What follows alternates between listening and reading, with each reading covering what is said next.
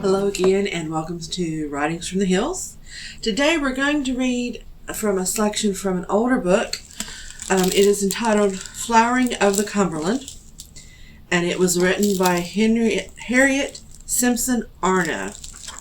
And a special thank you to Macmillian Publishing Company for giving us permission to read their book for our program. This book actually was written originally and copyrighted in 1963. So you're going to see a little bit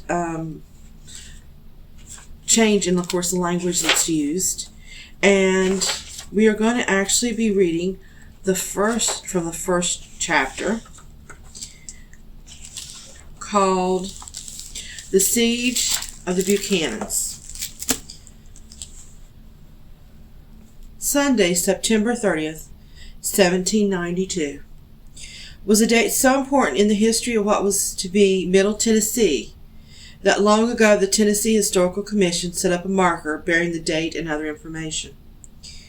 The bronze plaque may be seen in Davidson County, Tennessee, near where the Elm Hill Road crosses Mill Creek, a tributary of the Cumberland River, but now for much of its course running through suburban Nashville. Tennessee has many such markers, a large number commemorating, as does this one, the scene of a battle. Few, however, bear the name of a woman, and on this one not complete, only Mrs. Buchanan.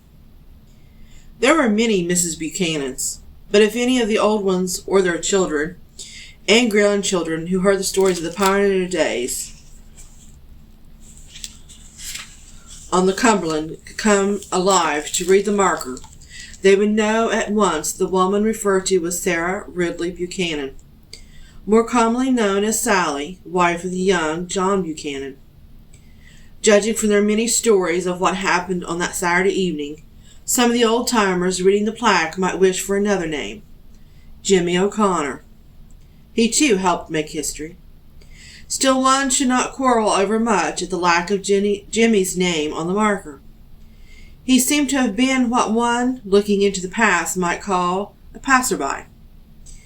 There were many of these. Some appear only as the names of defending a station, saving the life of a companion in an Indian battle, buying a horse, or as the subject of the story told by those who wrote of the old days to Dr. Lyman C. Draper.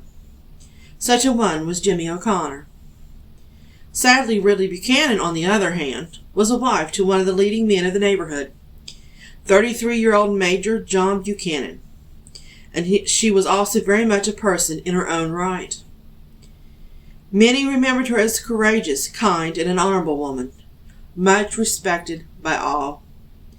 Different from most women of the Old Southwest, who were as a rule smaller and frailer than is the average woman in today's United States.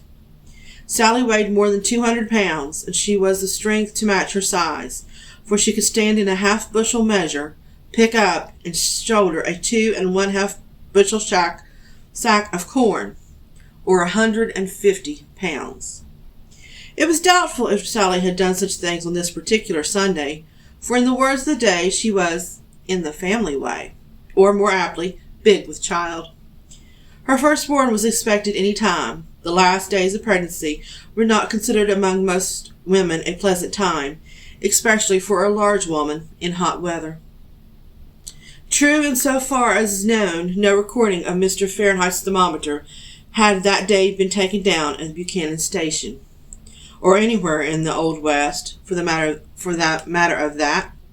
But as the travelers often complained of the heat, even October, of Kentucky and Tennessee, the day we can be reasonably certain was hot.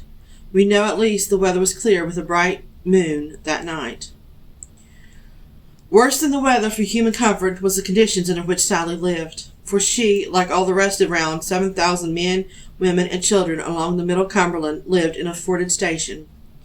Stations varied in shape and size, but Buchanan's, to which Sally's more than a year ago had come as a bride, was about as average, with picketed walls enclosing around an acre, with a blockhouse on each corner. The small space was shared with 7 other families, some like the Buchanans with slaves, and all living in what must have been a rather small log houses, as they were side by side in one straight row down the middle of the fort yard.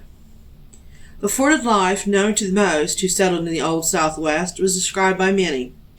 But whether one was such as Reverend Doddridge, who spent his boyhood on the frontier in what is now West Virginia, or Colonel William Fleming, who endured the hard winter of the 1779 to 1780 in various Kentucky stations, none had any good word to say for the forted life, save as the only means of protection from the Indians.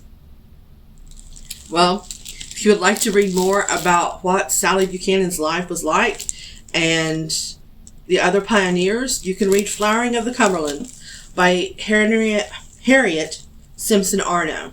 And again, thank you to the Macmillian Publications for giving us permission to use our book. Thank you. And please remember to like us on Facebook and subscribe to our YouTube channel.